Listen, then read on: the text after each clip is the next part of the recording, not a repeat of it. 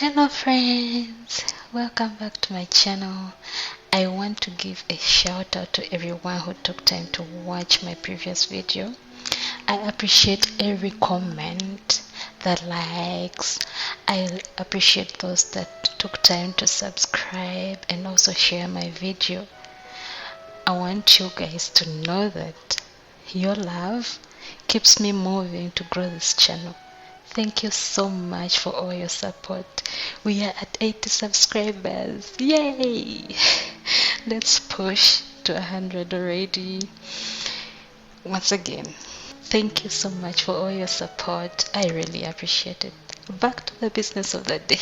Well, I have always wanted to tell this story, but for some reason, I dragged myself a very long time, but here it is. So, I was told that my mother was pregnant with her fifth child, but her husband, my father, was not happy about the pregnancy because they had agreed to have only 4 kids. My father demanded that I should be aborted, to which my mother refused. My father could not have it. He started being violent, punching my mother in the tummy. He wanted to cause a miscarriage.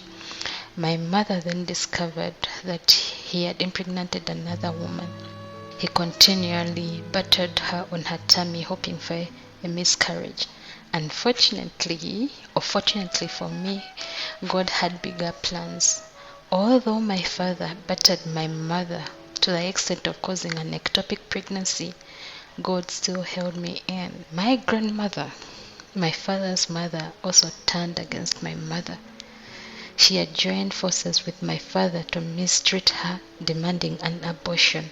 Apparently, my father wanted to take another wife, but because he was a prominent minister in the church and community, he was not allowed to have more than one wife.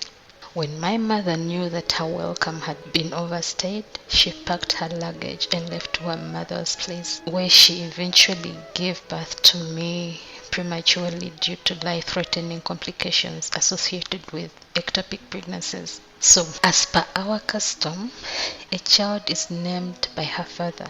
If the father is not around, the child's paternal relatives can give him or her a name. So when we were discharged from the hospital, my mother took me back to my father's house to be named. My father threw my mother out, claiming that I was not his child. He had denied me paternity. He refused to give me a name. My mother went back to my father's house several times. She even pleaded with my aunties and uncles to give me a name, but they all refused. They did not want to intervene. They feared siding with my mother. So I had no name for 6 months. My mother then consulted with the church pastor, who told her it is okay to give me the name herself, which she did. Life with a single mother of 5 was not easy. We lacked a lot of things. My mother was not educated because her dad did not believe in girl child education, and during the time she was married to my father, he never allowed her to work. She was a full-time housewife. Being a single mother of 5 and no child support from my father, she had to fend for us on her own. With no education and no work experience, it wasn't easy for her to place a job. Eventually, she managed to get a job as a housemaid when I was 3 months old. My father was out of our lives until I was 9 years old, but my mother reached out to him. She wanted us to have a relationship with him. I really wanted to belong. I remember I used to think that my best friend's father was my father too. I felt it deep in my veins. The man loved me and treated me as his own. I didn't know the science behind one becoming a father. I thought any man could be a father as long as you called him dad, and he responded. So I called a lot of men father. I have always wanted to be wanted and needed. I always looked for acceptance and validation from people because I never got it from my father.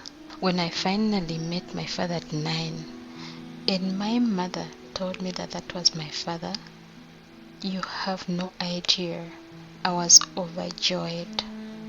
I could not stop smiling. I could not take my eyes from him. I followed him everywhere. I was extremely happy because I finally had a father to myself. I didn't have to call anyone dad anymore. I had my own dad.